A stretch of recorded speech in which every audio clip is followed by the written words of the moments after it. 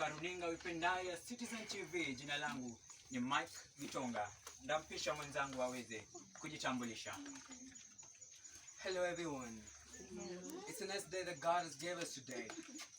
We have seen a lot features around Embu County. My name is Adrian Monene from JKA live from Citizen TV. Welcome all. Asanteni sana. Bila shaka jinsi umesikia ni mtangazaji mwenza ambaye hii leo tutakuwa naye kwenye studio, na bila shaka tutakuwa tukiangazia masuala mbalimbali, na kuanzia tu ningependa niwape mkutasari wa habari. Hapo mwanzo kulikuwepo neno, na neno alikuwapo Mungu, na neno alikuwa Mungu. Vyote vilifanyika kwa huyo, na wala pasipo yeye hakuna lolote lilifanyika ambalo limefanyika hivi sasa. Taarifa kamili. Alikuwa mtumishi wa Mungu Yona akaidi maagizo alipona Mwenyezi. Hii ni baada ya kuabiri merikebu iliyokuwa ikielekea upande wa Tashish, eneo la Jopa. Habari za hivi punde sema kwamba mtumishi Jona ameweza kuonekana katika maeneo Nineve na sasa ameanza kazi ya kuhubiri Injili. Ningependa niweze kumkaribisha mtangazaji mwenza ili atupashe zaidi kuhusu siku hii ya leo.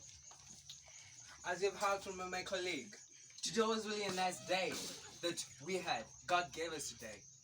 We have seen a lot features in Embu. Embu is not it's just another county, but internally, as we deep down to the county, we have a lot of things features. We're just from a hill by the name Karoy. We've seen a lot. It's a place to relax when you're just bored. It's a place just to take your friends and family, just to have a well, good place just to lay down in. As we from journalists from Citizen TV, we had accompanied some of our parents around here, and we have some people we're gonna interview here and ask them how was the day, how was the trip, how was the things I've seen in the hill.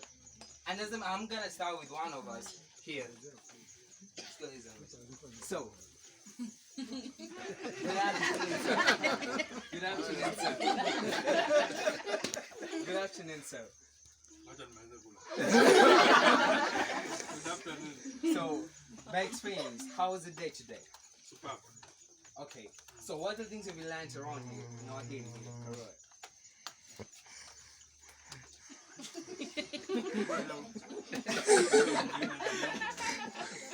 Naam, shukran kabisa, barabara kabisa. Unaendelea kutazama runinga uipendayo ya Citizen TV. Na katika uwanja wa michezo ni kwamba timu ya Manchester United imeweza kuilaza mabao mawili kwa nunge timu ya Chelsea. Hii ni baada ya mchezaji maarufu alipofunga bao la pekee katika dakika za mwisho. Vile vile mchezaji maarufu kama vile Rotich alipokuwa akicheza katika uwanja wa Embu katika mechi kali iliyoandaliwa pale siku ya Madaraka Day. Timu kali baina ya Embu All Stars na Gor Mahia waliweza kumenyana sako kwa bako katika uwanja hile, na Embu All Stars iliweza kuibuka washindi wa bao 3 kwa nunge. Basi ningeweza kumpasha ama kumpisha mwenzangu hapa aweze kutupasha zaidi yaliyojiri katika uwanja huo siku hiyo.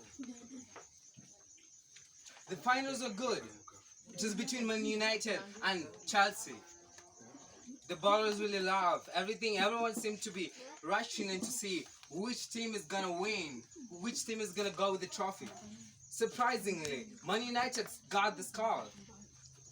Chelsea was between the 90 minutes. Chelsea was in the between of tears while they were saying the minutes are over, the 90 minutes are over. They were praying to their God, thinking they will have a little mercy just to score one goal for them to be equal, to collide the two teams.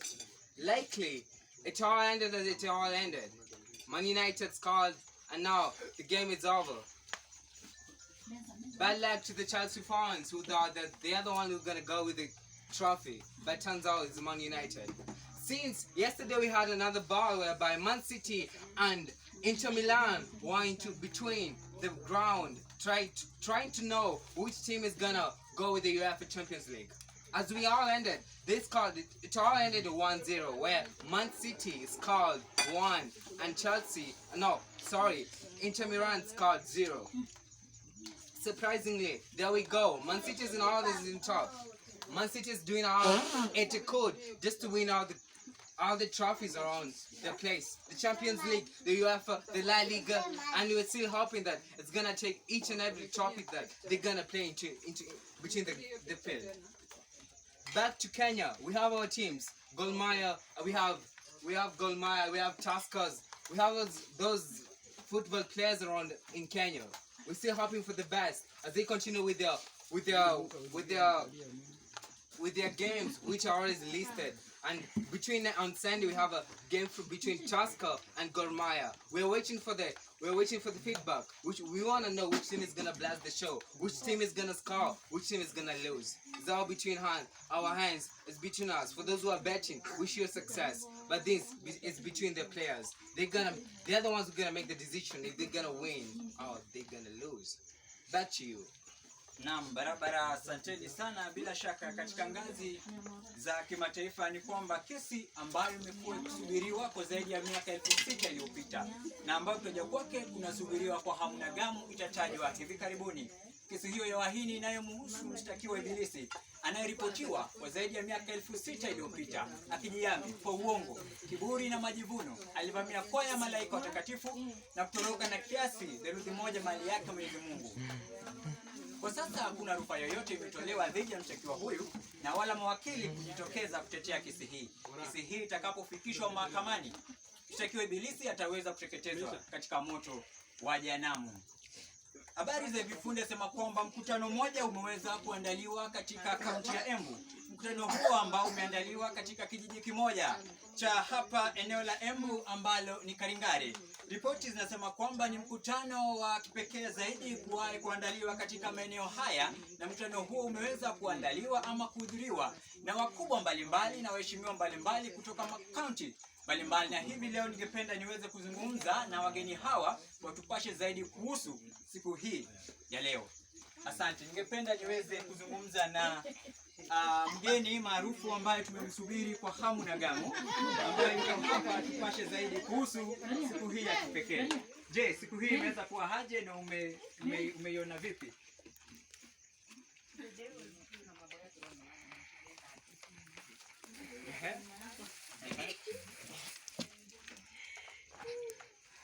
Asanteni sana. Anasema kwamba siku imekuwa ya kufana kabisa na imekuwa ni siku ambayo ameweza kuifurahia, na hivyo basi ningependa niweze kuzungumza hapa na waziri wa fedha ambaye namuona ameweza kuwasili na yuko hapa. Ningeomba aweze anaweza maji ningependa aweze kutupa taarifa kamili, atuelezee jinsi siku imekuwa. Kwa sababu tumefurahia na tumetembea mpaka milima ambayo hatujaipanda na tumeiona kwa leo. So kwa hivyo pia tunashukuru Mola kwa sababu yeye ndiye ametuwezesha, na pia tunaendelea kufurahia na Mungu atakuwa nasi pia.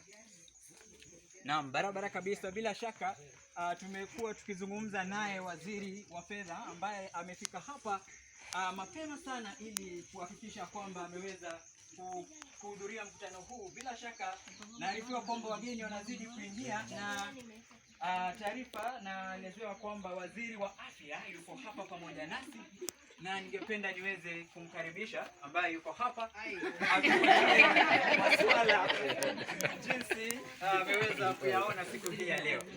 Siku imekuwaje? Karibu. Asante sana. Siku imekuwa nzuri, tumefurahia. Tumeweza kuona sehemu mpya za Embu na tutarudi tena tuzidi kutembea zaidi. Naam, barabara kabisa.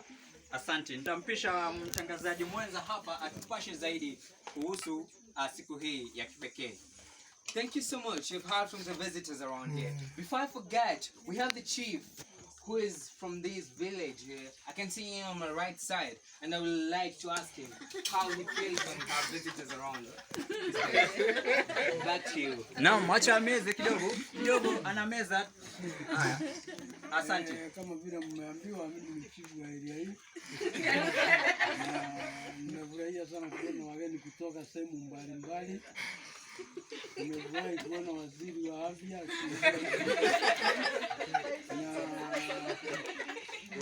nimeona mmetuletea vitu kochokocho, na muendelee kuja mara nyingi ili tuwe tukifurahia na nyinyi. Asante.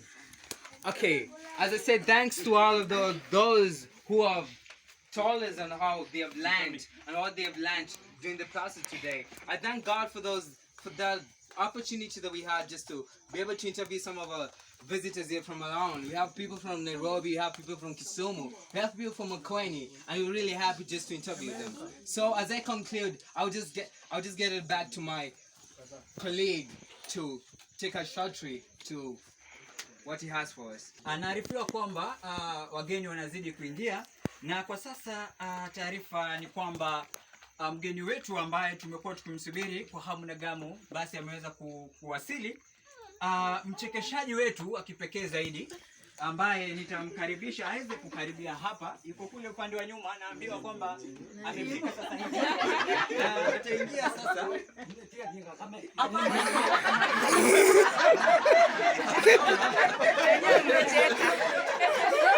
He's a comedian. Naam, bila shaka ni mcheshi maarufu. He's a comedian. Ni mcheshi maarufu kabisa, bila shaka ameenda. Atarejea muda usiokuwa mchache. Vile vile naarifiwa kwamba waziri wa masuala ya elimu ameweza kuingia hapa.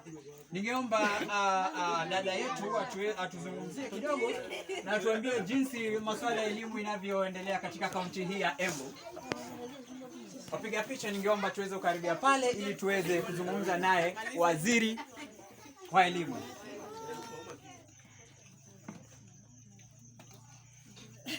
Tupashe zaidi. I'm happy to be here. I welcome you all. You're fine. You're going on the CBC program well, but facing some challenges here and there. So I'm pleading to the government to check on that CBC. We hope that they are going to bring us back our 844, bring back the subjects that we used to teach those children, like home science, music, art and craft. Badala ya hii kitu inaitwa CBC inatutatiza. Thank you. It's full of talents. We've just had us saying art, music, and all those other things. This goes back to the government to take part in this thing about the CBC. Is it really helpful or not? This is the answer that the government should give us. While we have teachers around in Kenya pleading, the government should take this thing by the name CBC to get it off our country, because it's kind of not comfortable with the teachers around in Kenya. So this goes back to the government. I hope they're gonna take a decision in this. Naam, barabara sana. Kuna wageni wetu pia naarifiwa kwamba wameweza kuingia kutoka katika jiji la Nairobi. Unajua kwamba Nairobi ni mji mkubwa, mkubwa zaidi nchini Kenya, na ningependa niweze kuwakaribisha waweze kutusalimu tu na watuambie jinsi wameweza kuona siku hii na wameweza kusoma yapi ama wameweza kutazama ama kuona mambo yapi katika kaunti hii ya Embu, hasa mji huu ambao tupo siku hii ya leo. Naam, ningependa kumkaribisha aliye karibu nami aweze kutupa taarifa kamili kuhusu siku hii. Tueleza majina yake. Mimi naitwa Veronica. Nimeweza kutembea eneo la Embu, nimefurahia. Eneo la Embu tunaona imebarikiwa, kuna vitu aina tofauti na ni kuzuri, tumefurahia sana. Tuna hope siku ingine tutatembea na tutafurahia pia. Ni hayo. Naam, asanteni sana. Bila shaka ningependa tuweze kuzungumza na mojawapo ya wageni wetu ambao bila shaka wamekuwa ni wa muhimu sana katika hafla hii, na ningependa niweze kuzungumza naye pilot wetu wa siku hii ya leo ambaye ametuleta hapa siku hii ya leo, ikiwa ni mgeni wa kipekee zaidi, na ningemkaribisha kwa njia ya kipekee aweze kusalimu. Karibu pilot. Asante sana. Kwa majina naitwa Julius Kaburu kutoka Tharaka Nithi County. Na mimi ndio nimeleta wageni wetu kutoka Nairobi. Tumefurahia area ya Embu. Tumetembea mpaka mlima unaitwa Karoe hapa. Tumeona mahali kuzuri sana. Embu pia tumeona Embu ni kuzuri, tumekaribishwa, tumeelewa ya kutosha. Tunaomba wazee wetu pia wabarikiwe. Waishi miaka mingi, tuendelee kuwaona kama susu mwingine. Tumekuja kutembelea, tumetoka kumtembelea na akatubariki. Kwa hivyo tumeshukuru sana. pia tunaombea sosi wetu maisha marefu, tuendelee kuja kumuona. Asanteni sana. Thank you so much. Before we conclude, I would like to welcome you, the Assistant Chief of Kagumori, our sublocation, Nembure sublocation, whereby is Mrs. Lorenzo. So I would like her to say something about the day and how the day was as we conclude. Kindly. Oh, thank you very much, Your Honor, for giving me this chance to say a word. Amjabuni. Jambo. Venye mmeambiwa mimi ndiye assistant chief wa Mboma hili na nimefurahi sana kuwakaribisha hapa na mjisikie mko nyumbani. Security iko tight. Msiwe na wasiwasi. Ikiwa ni kulala, mlale, tulale tukisherekea hapa. Otherwise, kama assistant chief mkilala kuna manyumba hapa. Mtakuwa safe and sound. Alafu mtarudi Nairobi kesho. Tutapiga simu kwa mahali ambao mtaenda kesho job, mseme gari imeleta nini. Siku nzuri sana, ndio mmechelewa ndio mtafika job late. Otherwise karibuni sana na mjisikie mko nyumbani. Asante. Naam, barabara kabisa. Naarifiwa kwamba waziri wa masuala ya usalama na pia accommodation naambiwa ameweza kufika. Ningeomba waziri wa usalama aweze kusimama, aweze kutupa taswira kamili, atuambie jinsi mambo yalivyo, kama hali iko salama ama si salama. Ningeomba aweze kutupa. Kwa kweli katika kijiji hii usalama iko swali kabisa, kwa sababu wazazi na watoto, wajukuu wote wanapendana katika kijiji na tutazidi kupendana. Na katika kijiji hii usalama tunamalishiwa na Mungu, sababu tumeweka Mungu mbele katika hii kijiji, na ndio naona usalama hapa.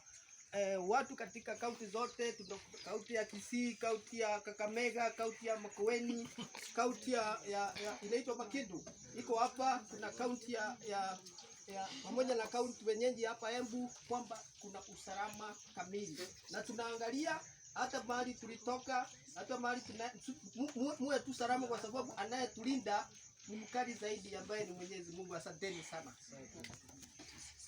Naam, barabara kabisa. Naarifiwa kwamba upande wa waziri wa afya anajulisha kwamba chakula kiko kwa wingi zaidi, na iwapo ungependa kuongeza pale unakaribishwa, chakula kiko kwa wingi. Asanteni sana. Basi bila shaka nitapisha mtangazaji mwenza aweze kutupa taarifa zaidi kuhusu siku hii ya leo tukimalizia. Thank you so much, my colleague. As I conclude, I say thanks so much to God giving us this chance, as I said in the morning. As I was starting. So it all ended well, and it all started well. So thank you for those who we have interviewed, who told us about the day, how they have learned, and how the day is.